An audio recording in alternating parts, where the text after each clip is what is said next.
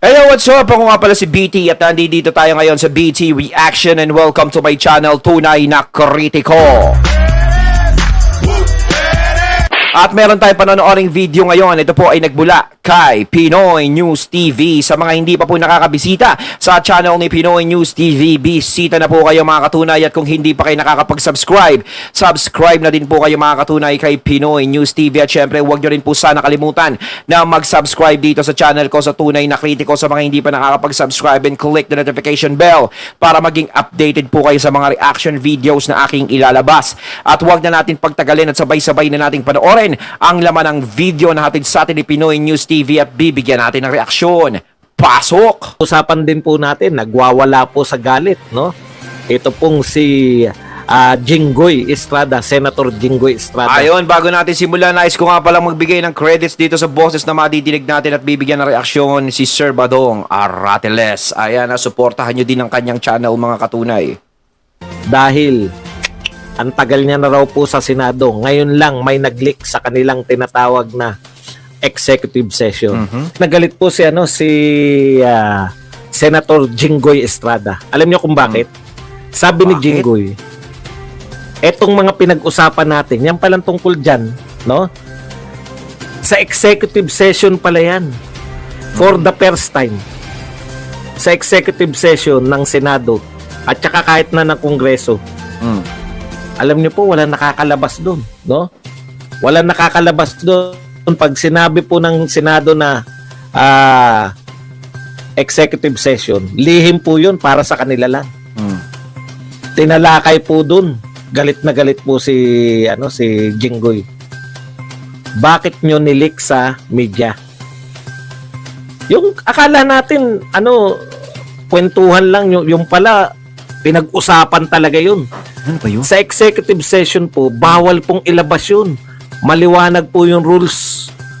Sino mang senador na nagpatunayan na nag-leak nung pinag-usapan nila sa executive session, pwede pong matanggal sa pwesto. So parang private yun.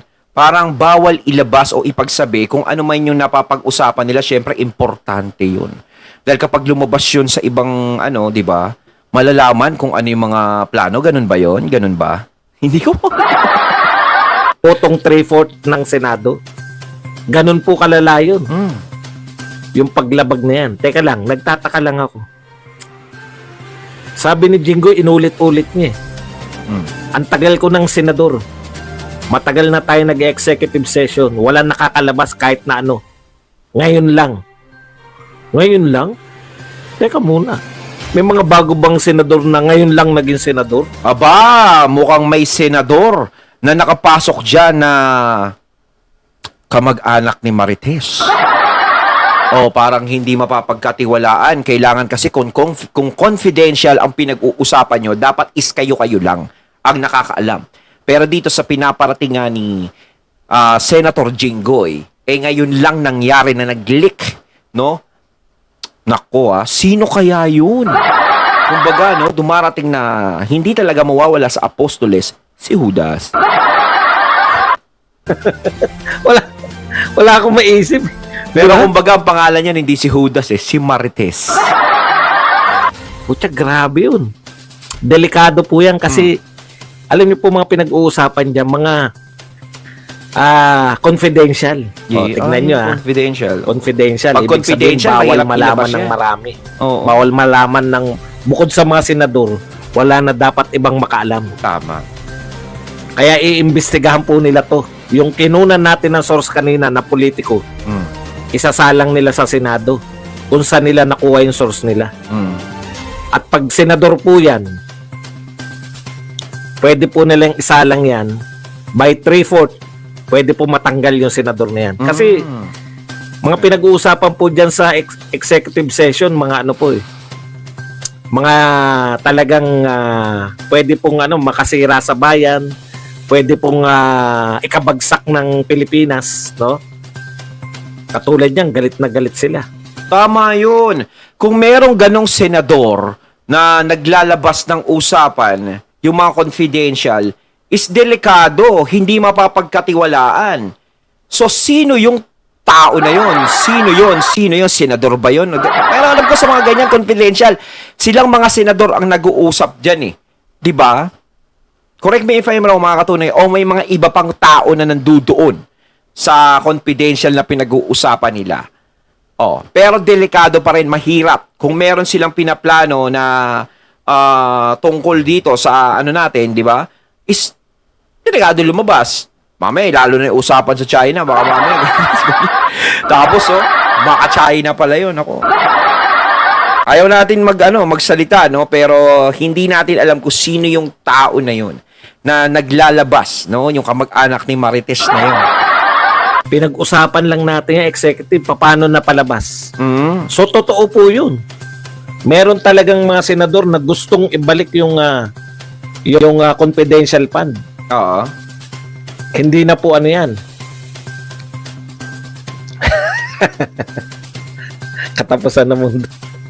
Hindi na po biro yun, no? Yung executive session ay ilik na sa media. Wala na po ngayon. Sabi nga ni Senator Bato, isa sa kanyang mga reaction dun, mahirap na po ako, parang ayaw ko na magsalita sa executive session. Meron palang naglilik, no? Nung mga pinag-uusapan natin ay pwede na palang iparating ngayon sa media. Kaya talagang maling-mali po yun, no? Mm. Kasi marami po sa executive session, pag yung mga delikado po, yung pag nalaman ng kalaban, Oo. maaari pong ikabagsak ng Pilipinas. Pucha, doon po pinag-uusapan. Kaya mga humihingi, teka lang po, executive session na lang po. Doon ko po sasabihin ng lahat. Yung pala, pwede na nyong ilik. Ako, dapat malaman yun kung sino yun, mahirap yun.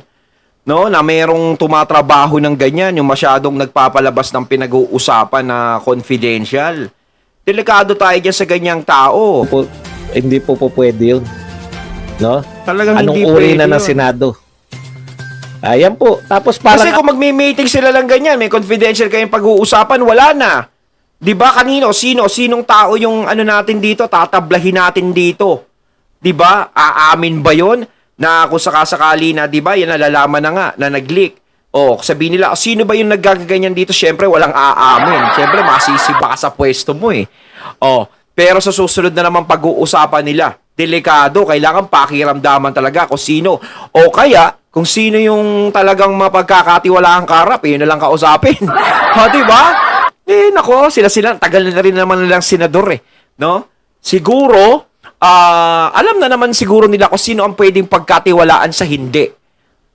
Kaso nga lang, iba mag-isip na walang yato, parang hindi ako sinasama nito Walang tiwala sa akin, mukha ako pinagbibintangan. Malay mo, ganun isipin, di ba? Nako. Ano lang si Subiri, parang clueless siya kung ano yung gagawin. Dapat magalit siya, mas galit pa si Jinggoy. Oo. Iba nasa isip ni Subiri kung paano siya susunod na. Anyways, mukhang yung pag-asa natin na mawala, mabalik yung confidential fund, hindi natin alam kasi kung yun na yun, kung siyam lang di ba? Kasi kung may iba pa, dapat sinabi na Kaya hindi po natin wala na pong tiwala sila sa isa't isa. Isa po sa kanila naghudas. Pwedeng isa, pwedeng dalawa. Hindi na natin alam. Pero delikado po yun. Traidor pala. Traidor. Mas malupit po yun. No? Traidorin mo yung kapwa mo, senador. There was a news report that identified 8 or 9 senators, and there were names on that list. 8 or 9 senators who wanted to restore the confidential and intelligence fund of the Vice President and the Department of Education. And I wish to tell the people of the Philippines that there was no votation that happened yesterday with regard Si Senator to the intelligence fund of the Vice President and the Department of Education. In fact, we had an executive session, and I do not know who of our colleagues who scooped or leaked our conversation to this media outlet. I have been a senator here for more than 10 years. And this is the first time that I encountered a scoop or a leakage. I do not know. I do not want to name names. This is a violation of our rules. And the majority floor leader will expound it later. Mr. President, we discussed lengthily for almost 2 hours the schedule, etc., of the budget of the Republic of the Philippines. We never touched or we never voted with regard to all the intelligence fund or confidential fund. In fact, we agreed unanimously to remove all the confidential and intelligence fund, not only that of the Office of the Vice President, including not only that of the Department of Education, but all security or civilian agencies na merong confidential and intelligence fund. Mr. President, on the list, Senator Robin Padilla, Christopher Bongo, Ramon Bong Revilla Jr., Ronald Bato de la Rosa, Jingo Estrada, Lito Lapid, Francis Tolentino, and Cynthia Villar. They are putting us in a bad light, and I condemn this. And I take offense on this. Nakalagay pa, Senator Pia Cayetano is said to be supportive of reinstating Duterte's confidential funds if she can justify the need for them. This is not true, and I hope Senator Pia Cayetano will agree with me. Section 129 of our rules, Mr. President, it states here, and I quote, any senator who violates the provisions contained in the preceding section may, by a 2/3 vote of all the senators, be expelled from the Senate. And if the violator is an official or employee of the Senate, he shall be dismissed. The President, as well as the senators and officials and employees of the Senate, shall absolutely refrain From divulging. divulging any of the confidential matters taken up by the Senate and all proceedings which might Siguro kung nadidinig nung naghudas dyan yun, siguro nanginginig na yun, no? O hindi siya nanginginig kasi kapal ng muka. Parang ganyan. Pero yun yung tao na gusto niyang sirain yung plano ng gobyerno. 'Di ba? Kasi kung gusto mong ingatan, no, kung mahalaga sa iyo kung ano man yung mga pinag-uusapan na yan, hindi na yung para ilabas mo. Dahil alam mo naman yung rules no, sa Senado na bawal ilabas yan. At alam mo, ang magiging resulta kapag pinangunahan mo yan, nilabas mo. Yung tao na yon is parang parang desperado moves na. Parang bahala kayo kung anong ganyan, di ba? might have taken place in the Senate in connection with the said matters shall be likewise considered as strictly confidential until the Senate, by 2/3 vote of all its members, decides to lift the ban of secrecy. Chismis yan or gossip yan. Walang problema sa kanyan. Ang problema, bakit or paano lumabas sa isang media outlet yung mga nag-transpire sa ating usapin kahapon. Yes. That is, for me, that is the most important thing. Number one, Mr. President, it creates Parang ang hirap kasi magbintang, no? Pero kung sino naman yung kaharap nila doon sa pag-uusap nila, is nandoon lang yon, di ba? Pero ang hirap kagad magbitaw ng isang bintang na hindi ka pa sigurado. Yung wala kang sapat na katibayan. Mahirap na ituro mo, ikaw ata yung gano'n. Di ba? Ang hirap nun. distrust from among us 24 senators. Ibig sabihin, the next time around that we are going to have our caucus or Ayan. executive session, hindi na ako basta-basta magsasalita. Ayun. Baka mamaya, meron naman maglilik sa media. Ayun, ang delikado. Sa susunod na pag-uusapan nila yan, o mag-uusap sila ng mga confidential, hindi ka na makakaporma. Siyempre, kahit may gusto kang sabihin, hindi mo na masasabi. O may gusto kayong iplano, hindi nyo na mapaplano. Dahil kung ano yung magiging plano nyo, lalabas. Hanggat hindi mo nakikita kung sino talaga yung taong nagpapalabas ng ganoon. Diba? Yung chismoso na yun. O, wag na natin sabihin chismoso. No? Alam niya na ikasisira yan ng mga kasama niya, ng government, maaari nga nating igabagsak. Dapat talaga makita na yan. Sino kaya? So pangit po, 24 lang tayo dito na senador at hindi pa natin mapagkatiwalaan ang isa't isa natin, Mr. President. Ayun. Number two, it tarnished the image of the Senate.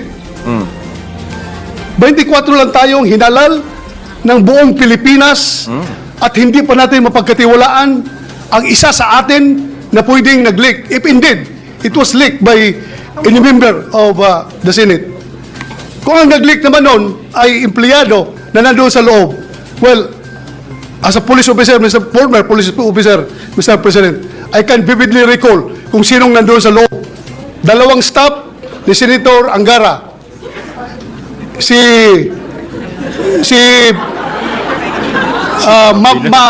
Mavic, Oh, Attorney Mavic. Attorney Mavic. At may isang kasama si Attorney Mavic na babae. So, apat silang nalaman ko na nandoon sa loob. Importante dito. Dapat we have to made into account yung tao na responsable dito. Dapat Hindi talaga lang na malaman magsisend tayo ng stern warning sa kanila. Kundi, the damage has been done. Lumabas na yung balita niya, nasira na kung sinong dapat masira, but I don't care kung masira ang reputasyon ko. Ang sa akin lang, ma-preserve yung ating reputasyon as a Senate. May Hindi ko punto maganda si yung Senator Bato. hindi tayo magkakatiwalaan dito. 24 lang tayo, Mr. President. Oo. Mr. President, I support the call of Senator Jingo Estrada that yung source nitong news na ito, if it is a politiscope, he has to be called before a hearing para malaman natin kung sinong source niya. At kung hindi siya magsabi ng totoo, I will be the first one to move for the citing in contempt of that media personnel, Mr. President. Ikulong natin yan kung ayaw magsabi ng totoo. Mr. President, this is not a laughing matter. This is serious. Yes, tama. Filipino people are watching us right now. Sabihin nila, ganyan na pala Senado ngayon, hindi ba pagkatiwalaan? Sila lang nag-uusap, maglilik pa doon sa media. It's very dangerous, Mr. President. Very dangerous. Masyadong akong disbayado. Ayun, at ating natunghayan ng video na nagmula kay Pinoy News TV at syempre natunghayan natin kanina si Sir Badong Aratiles at ito yung mga senador nga na nagagalit dahil dun sa nag-leak, 'di ba? Sa mga plano, sa mga confidential na 'yan, hindi alam talaga kung sino. Mahirap nga naman malaman sa 24 senador kung sino at yung meron ngang mga tao doon, may mga staff na nandoon, sino ba sa kanila? Ang hirap manghula at hindi ka naman pwedeng magbintang basta-basta. Kayo mga katunay, sa tingin nyo, sino? Comment lang po kayo sa comment box. So once again, I'm BT and I'm out. Peace.